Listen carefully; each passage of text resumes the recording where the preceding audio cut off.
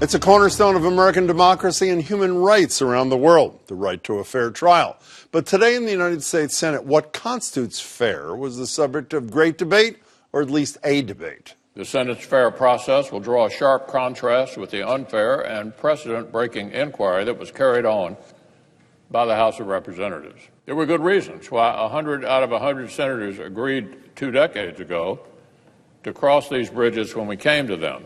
The process was good enough for President Clinton, and basic fairness dictates it ought to be good enough for this president as well. The McConnell rules seem to be designed by President Trump for President Trump.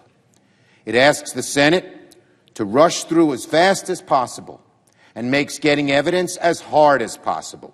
There was at least some movement towards compromise in the first few hours of debate today, while McConnell's first draft of rules proposed each side would get just 2 days to deliver a total of 24 hours of opening arguments, meaning each would go into the early morning hours. The rules he introduced into the record today gives each 3 days to make those arguments.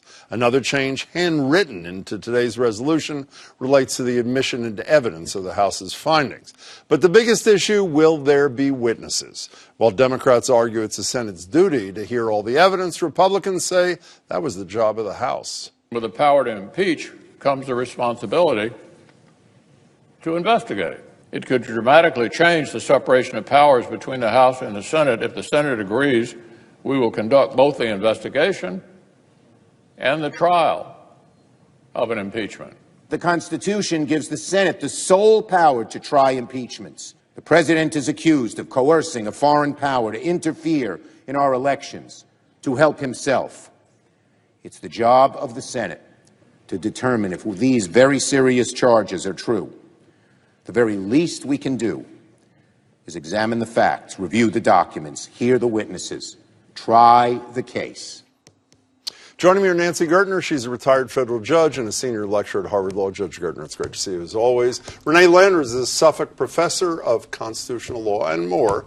Nice to see you as well. Thanks for being here. I bet you two are great in moot court, I'm assuming. So can you make a case, even if you don't agree with it, that a fair trial can be had without witnesses? No. No. Can you? No, I cannot.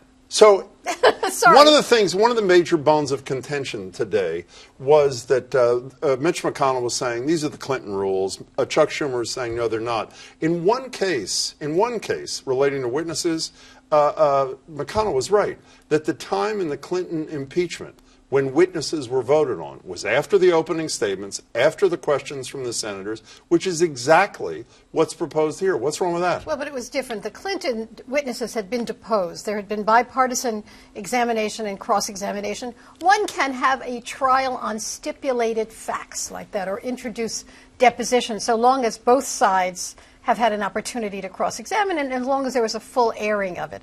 But, you know, it's interesting. The Constitution doesn't say much about what this is supposed to look like, but it says... In an impeachment trial. On an impeachment trial. But it says try. It says trials. And we had a sense of what a trial was at the time, and it was witnesses. So the Clinton impeachment was a version of witnesses, albeit witnesses cross-examined in the House. This is totally different. You know, by the way, I read this morning there have been 15 impeachments ever in the Senate trials, 3 of presidents. Every single one of them have witnesses, and apparently the American people agree. Here's a CNN poll from a couple of days ago. Do you support witnesses? Overall, 69 to 26. Even Republicans, by a narrow plurality, 48 to 44, support them as well. There is no argument against them here, is there? No, there really isn't. And it's also kind of a hypocritical argument on their part at this stage. Why? Because the president had refused to allow some of the key witnesses to be interviewed by the So House. subpoena them, and when they refuse the subpoena, then go to court, as Mitch McConnell said today. Right, but they could have done that. They could have done that, and then we would be taking years to have this impeachment process go forward. And the president should cooperate with a reasonable investigation by the Congress, and he has not done that. You know, I want to talk about the conduct of this thing. As I said, originally it was 24 hours per side for opening statements over 2 days, which is ridiculous. 1, 2, 3 o'clock in the morning. Now it's at least a little better over 3. One of the issues that arose that we were talking about today on the radio, though, was if those rules hadn't changed, or let's assume even over 3 days is too rushed a period. Does the presiding officer, who happens to be the Chief Justice of the Supreme Court of the United States, does he have the power to affect that, or is he purely like a traffic cop in this thing? Well, I think his power is very ambiguous. The Constitution just says he shall preside. Right. And he shall administer the oath. And so he had I suppose he had the power to tell McConnell, you just said that you can't be fair, you can't sit on this, but of course he wasn't going to do that. And I suppose he could even rule on maybe what's relevant. That's the kind of thing a judge would do. But would he interject himself in these kinds of issues? How long?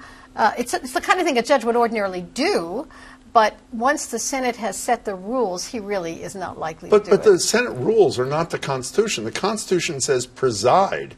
What does preside mean? I mean, that's what judges do, is they interpret unclear language in constitutions. You used to do this for a living. All the time, right. I'm serious, but that's what you... Right. Well, but the difference here is that they're kind of making up the rules as they go along to fit the proceeding as it evolves, and usually in a more typical court proceeding, there would be some baseline of rules that everybody knows operate, and then the negotiation would be around some of the details, which may include the amount of time. So it's everything isn't up for grabs in the typical court proceeding. But let me get back to the witness thing. Let's assume that as it looks like now, there'll be 3 days of opening from the Democrats, 3 days from the Trump defenders, 2 days of Q&A where the senators can't speak. Everybody loves that. They got to hand a note to the Chief Justice, and he reads the question. So by my math, that would take us probably to next Friday. If there's a vote, and the vote is straight party line as they were today, 53-47, no witnesses, can the Chief Justice say, I'm sorry, there need to be witnesses for you to make a fair determination? You seem to think he has virtually no power in this proceeding. I think it's ambiguous. The Constitution talks about try, that there should be a trial in the Senate. Trial certainly had a concrete meaning in those days and has a concrete meaning in the Constitution. It has a meaning about the right to confront witnesses, all of that. He certainly could say try means witnesses. This is where reality comes in. Is he likely to say that? No, because this is an unusual trial. This is a trial without an appeal. Whatever they do is the end of it. So why would the Chief Judge insinuate himself in a situation in which there really is no other Because he place to thinks go? this is not a fair trial, because he thinks the precedent is 15 out of 15 impeachment trials have had witnesses. Right. If the Republicans vote no witnesses, he concludes, as a pretty able jurist, that this is not a fair trial.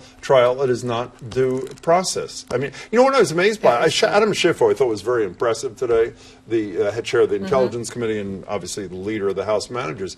If I were him, talk about nerve, me suggesting, while his arguments were great, I would add one more argument. By the way, this motion is totally out of order because the person who should be making the determinations about witnesses, documents, is the presiding officer. I don't understand. Why didn't he even make that argument, even if it's ambiguous? Because I think, I think they, in addition to it being ambiguous, that he's probably working very hard not to put the Chief Justice in an uncomfortable position. I mean, and that's just sort of part of the personal dynamics of the situation. Today wasn't that tense, unlike the House, but talk about tense. All you had to do was watch CNN.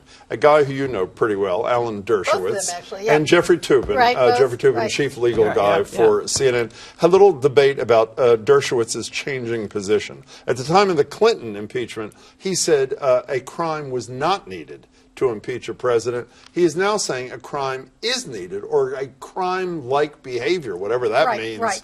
Here are Toobin and Anderson Cooper and Dershowitz. Previously, you said it doesn't have to be a crime if the person in office completely corrupts the office of president and who abuses trust and poses a great danger to our liberty. That is impeachable. Now you're saying criminal-like. So you were wrong. You're saying you were wrong back then. I wasn't wrong. I am just far more correct now than I was then. I said you didn't need a technical crime back then. Okay, I still don't think you need a technical crime. And I think your viewers are entitled to hear my argument without two bullies jumping on everything I say. Is far more correct a legal term, by the way? I haven't heard that before. Corrector. It's corrector. Who's right? Do you need a crime? Do you need a crime, or do you not need a crime? You know why you don't need a crime? There was no federal criminal code at the time the Constitution was passed. None, zero, zip. There were only common law crimes. So what he's saying doesn't make any sense. Essentially, what he's saying, when in the next incarnation of this, is that you have to have something treason-like or bribery-like. That's what this is. This is the functional equivalent of bribing. So why didn't they president. call it bribery? Bribery is actually, and treason are mentioned in the Constitution. Yeah. Right. Why didn't the Democrats include that They language? didn't want to narrow. They didn't want the discussion to become, the elements of bribery. But clearly, this was the functional equivalent of that. But I also think it's a situation where Dershowitz is making the arguments that suit the client of today, as opposed to, Right. and He says the client is the Constitution. He's not representing Trump. He's representing the Constitution. That is not. Can we say what that is on television? What is it? Oh, exactly. It's that word you can't say. You can't say it. But there's an analogy here because there was an impeachment trial of Alcee Hastings, who was a federal judge in Florida, who was not convicted in the criminal trial, and nevertheless the Senate impeached him. He had the last laugh because he then got himself elected to the House, but they impeached him even though a jury trial had acquitted him. We only have 30 seconds left. You read a piece you wrote for the Globe about a week ago. You talked about the whole question of impartial jurors. I mean, there are impartial jurors in the kinds of trials you used to do. Virtually all these senators have said, I believe he's either guilty or he's not guilty. I'm working with the president's office.